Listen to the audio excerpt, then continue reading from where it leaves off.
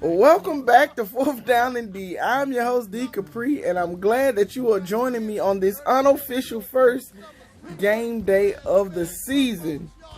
I can't even touch on all the craziness that has happened with your New Orleans Saints. I'm gonna try to, but I'm gonna probably miss some stuff. So let's start with some random arrests and some suspensions. We know that our nose tackle is suspended. We know that our number one corner might be suspended because of an arrest for illegal gun. We know that Deontay Harris, our wide receiver, which is very lackluster, the wide receiver group this year, might be facing suspension because of a DUI. Let's get that out of the way, sir. We'll pull them off the table. Then we got some injuries that we're looking at. Traquan is hurt. Which is not a surprise. This was his year to actually, I feel like, make a difference. But, of course, he's just been disappointing. But, anyway, he's hurt. So, our wide receiver room is being led by Marquez Callaway, who is a second-year unsigned free agent. He might have been. I don't know. At this point, and Chris Hogan, a dude who had retired to play lacrosse, but came back to the NFL. Y'all, the Saints are in a bad way. But, there's always a but. I feel like our offensive line is top 3. I'm going to say top 3 in the NFL. The running game, like I told y'all last episode, is the major factor. And I have a surprise for y'all a little bit. I think that, and I'm going to just dive into it. The quarterback battle. Taysom versus Jameis. I'm going to tell y'all who I think is leading the QB battle. In Sean Payton's mind. I think Taysom is. I know y'all are saying, D, how in the world? Have you not been watching the training camp? It goes a little deeper than that. Taysom was our everything. Meaning he played running back. He played wide receiver. He played lined up at tight end. He played whatever, QB at times. But this whole offseason, Taysom has trained like a QB. His body is formed as a QB. His muscle memory is as a quarterback. He hasn't run one tight end route, one running back route, one whatever. In the NFL, it doesn't work like that. That you are automatically, once you train as a position, you just don't automatically dive back into the next position. I mean, he's very athletic. He's very talented. But I feel like if he doesn't play starting quarterback, then we won't have him for depth. And I hope y'all understand when I say that. Because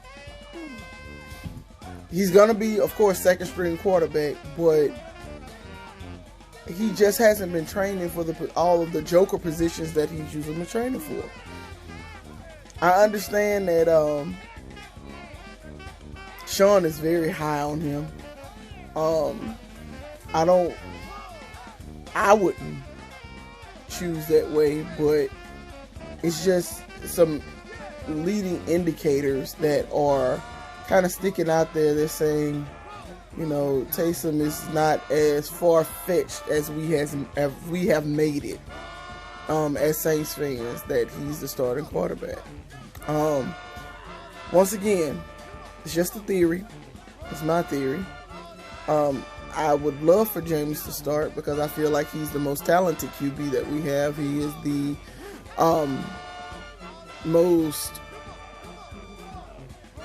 biggest arm. Taysom tends to throw pop-ups, but anywho, that's just my theory, man.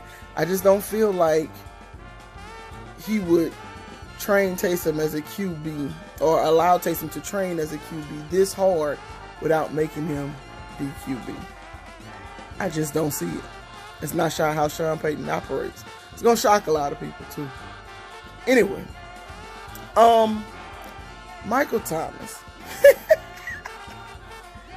This whole Michael Thomas debacle started because of the fight that he had with Chauncey Gardner-Johnson. Called him Slant Boy.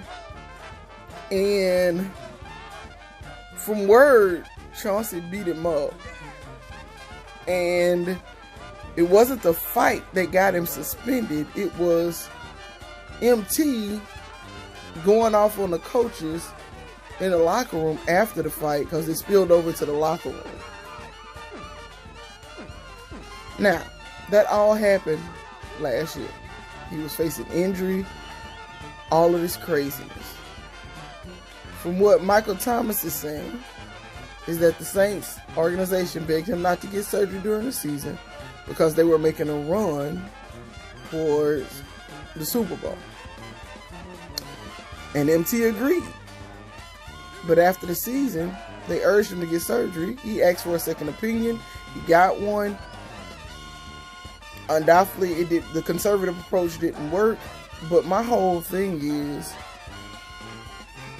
if you agreed during the season not to have the surgery, right, and that you wanted to make a run, then after the season,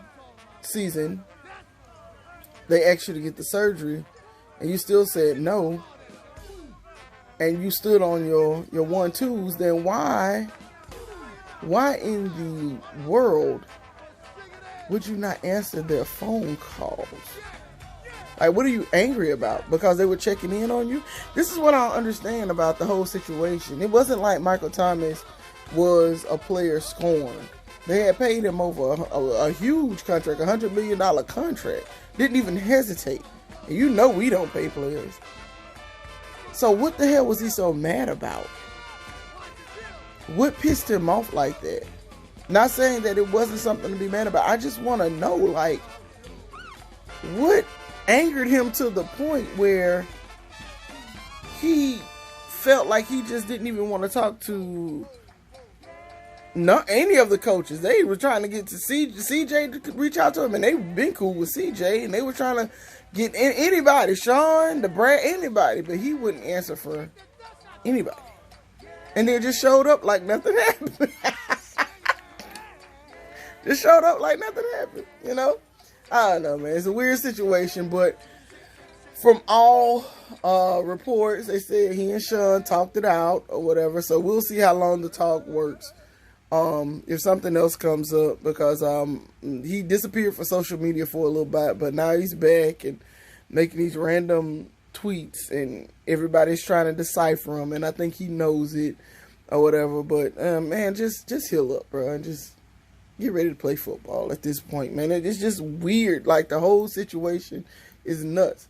My question is, why can't we have an uneventful offseason for the Saints? Every year is something crazy. It's something crazy. It's not even like little small things. It's something like mad nuts that happens every offseason for the Saints. What? Why? Why? We just want to have a regular offseason. We already had Drew Brees retiring. That was enough. That was enough right there. Why did we have to continue? Why did we have to continue the debacle? Anyway, with all that being said, the Saints play Baltimore tonight. All I'm looking for is a solid vanilla outing. I want to see the QBs hit their passes, whether they're big passes or short passes. I want to see the running backs hit their holes.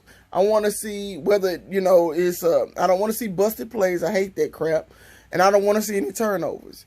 On the defense, I want to see a solid outing from our Rick. I don't know if he's going to get any play because he kind of got dinged up during training camp. Pete Werner. Peyton Turner, I think, is dinged up too. So I might not see any of them. So I want to see what our depth looks like, basically. If we have any. I don't know who's not playing or who's playing. They hadn't said it yet. But I do know that we'll see both of our quarterbacks, and it doesn't matter who's starting tonight, so don't make a big deal about that because I'm sure they're going to rotate for next game. But it is a big deal about the accuracy of the passes, and I think they're actually grading each pass that they make. So they'll hear about it. You'll hear about it a lot. And of course, you don't want to see the interceptions. That's what everybody's worried about. And we want to see them make good decisions. I don't care if it's a throwaway. If it's a good decision, throw the ball away. We'll take an incomplete, and not a sack, or incomplete and not a turnover. So that's all I'm looking for, y'all. I'm not looking for anything spectacular. I just need to see what the team is going to look like because this year I have no idea. Like, we said we didn't know last year. No, we truly, truly don't know this year what we have. So I hope y'all are in for a long little ride and are patient with our Saints team and not are looking for that spectacular boom boom type season. Now don't get me wrong, I want that, I want it, but I think we're gonna have to be patient, and if it's a grind it out to the playoffs, then we'll take that. But don't be shocked that we're not that razzle-dazzle type thing, We still have our superstar, Alvin Kamara. We still have our superstars on the O-line, as I said, We still have playmakers. I'm not dismissing that.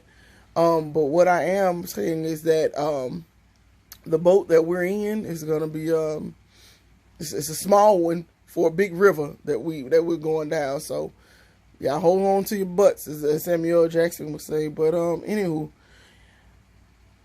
y'all give me a season prediction. Y'all give me a season prediction. What do you think our season will look like? Help me out. What do y'all think it'll look like? I'm gonna say right now 9 to 10 wins. 9 to 10 wins is gonna be because 2 of those games go either way. You can be a 7-win team. You can be a 9-win team. You can be an 8-win team. You can be a 10-win team. So 2 of those games, they could be the luck of the draw. So just make your prediction. What y'all think? Anyway, enjoy the game tonight, man. Get hyped. Football's back. Who that? Go Saints. Peace.